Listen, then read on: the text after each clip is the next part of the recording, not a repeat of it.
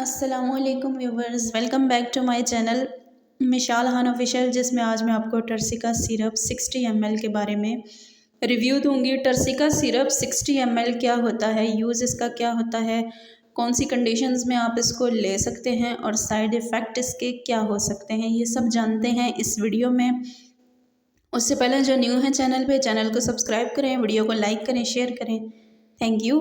बात करते हैं टर्सिका सिरप के बारे में। ये 60 ml में अवेलेबल होता है। उसके अलावा turcica in the form of tablet में भी आती है और ये सेमी फार्मा की प्रोडक्शन होती है और ये डिज़ाइन की गई है for the treatment of inflammation और पेन्स के लिए, और ये एज अ एसिड मेडिसिन भी वर्क करती है, यानी कि non steroid anti inflammatory drug के तौर पे भी ये काम करती है। ये था इसका इंट्रोडक्शन। और इसके अंदर जो इंग्रेडिएंट इसका पाया जाता है वो डेक्सीब्यूप्रोफन है। अब बात करते हैं इसके यूजेस के बारे में कि कौन सी कंडीशंस में आप इसका इस्तेमाल कर सकते हैं। चूँकि ये मेडिसन इन्फ्लामेशन और दर्दों के लिए है, यानी कि सोजन, सोजिश और उसके साथ अगर आपको पेन होता है तो उस कंडीशन में आप इसका इस्तेमाल कर सकते हैं। अमूमन बच्चों में इस तरह की सिचुएशन हो जाती है तो सिरप रेकमेंड किया जाता है।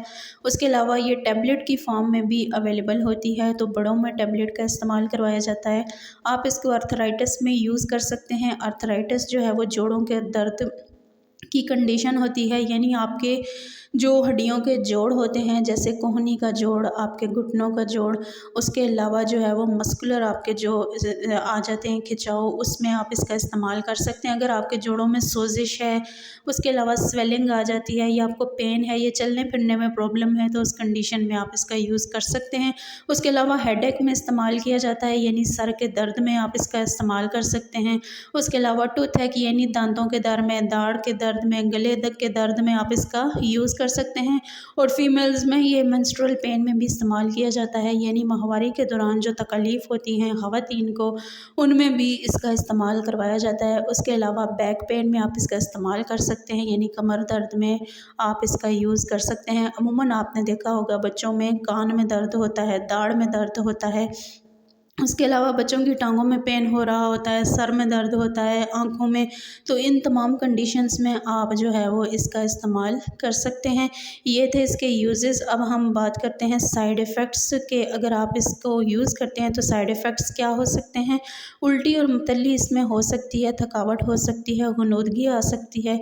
उसके अलावा स्टमक जो है वो उसमें पेन भी हो सकता है, डिस्टर्बेंस भी हो सकती है, एलर्जी आपको शो हो सकती है। अब बात करते हैं डोसेज के बारे में।